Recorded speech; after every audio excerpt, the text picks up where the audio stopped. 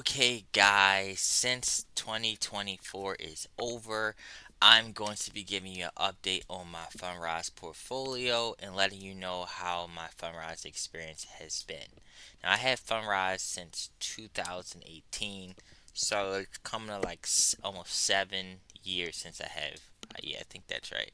Yeah, 7 years. It's coming approaching 7 years since I end up having Fundrise.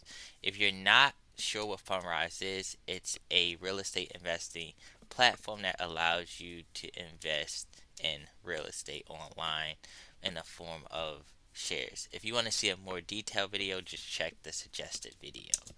But unfortunately, Fundrise, when it first came out, we were seeing double digit returns, 12%, 13%, 14%, things like that.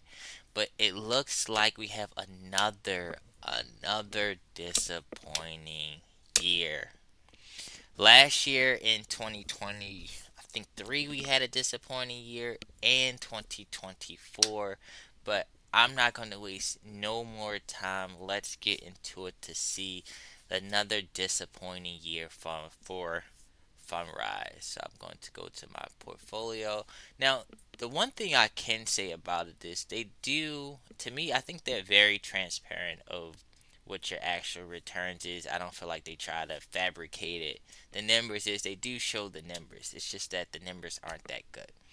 So let's scroll all the way down. So for 20, okay, for here's the breakdown. For 2022, 3.3. For 2023, minus 6.8%, and for 2024, 2.8%.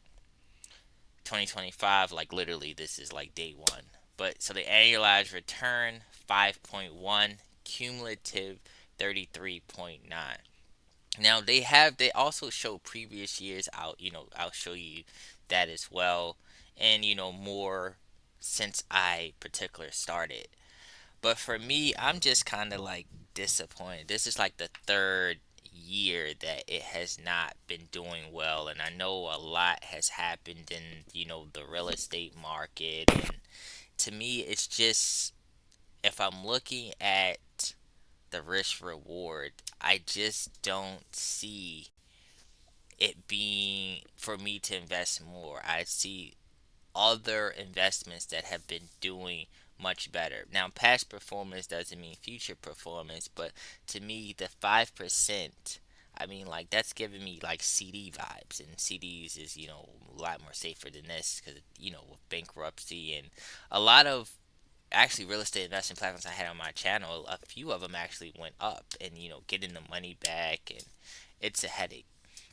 But Fundrise to me, as far as the real estate, they kind of been around the longest, and they're the ones that I will probably trust the most, simply because they're coming up. They've been around for a good period of time, and it seems like they're making some smart decisions and things like that.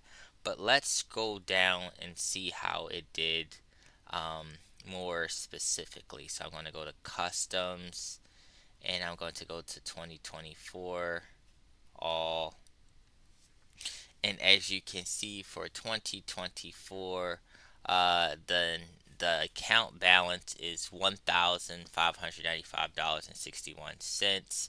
As you can see, it shows dividends distribution, dividends reinvested, gross dividend, and after appreciation. Because I have my portfolio on long term, so most of it would come from appreciation, advisory fees, and the net return. So $44.49. That's how much I kind of made from 2020 for as far as dollar amount. And they have it where you can scroll down, you can switch it so you can see the dollar amount that you made each quarter or percentages.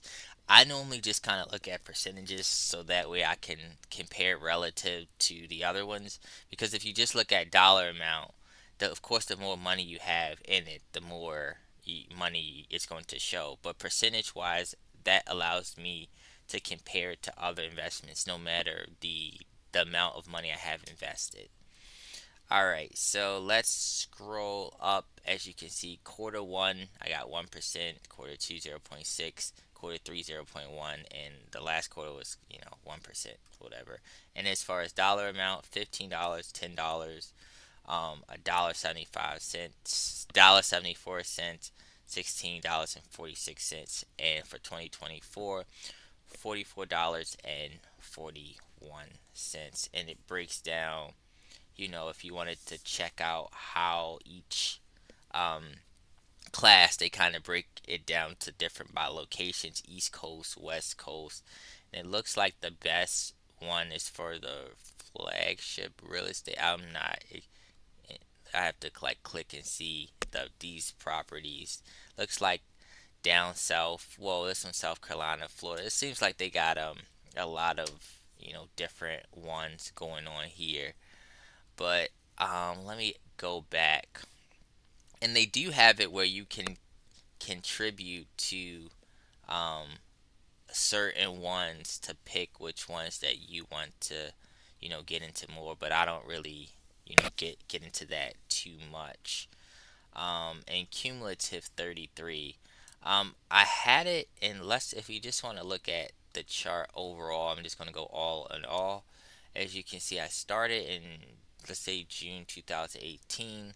I can start with $1,000, and then you can see, so altogether from June 2018 to now, I only, as far as my net returns has only been about close to $300, $395.59.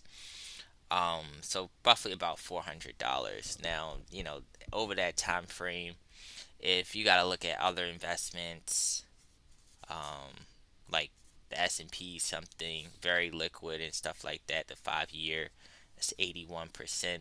Now, in their defense, when I looked at how Vanguard, this would kind of be, yes, something you can compare it to. When I look at their 5 years, um, it hasn't, you know what I mean? Like, it hasn't been doing like all that great neither. Now, keep in mind, this is just stock price from the stock price, but Vanguard does pay like 4% dividends, so it's not like it can kind of be misleading as far as this is like how much the stock price increase. But Vanguard does pay, I believe, a dividend of close to 4%, so 3.86. So it's actually been positive. But I don't want to confuse you too much.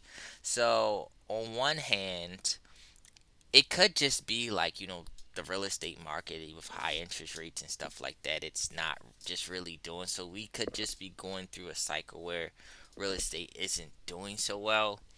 But I'm just kind of looking at it from investor focus. My money's kind of locked. I think if I wanted to sell the shares, I think I'm able to. But I haven't seen. I'm really not that impressed about the overall performance, so I haven't really seen, why I would contribute anymore. So I'm more so just kind of updating you, so you guys can kind of see how things was kind of going.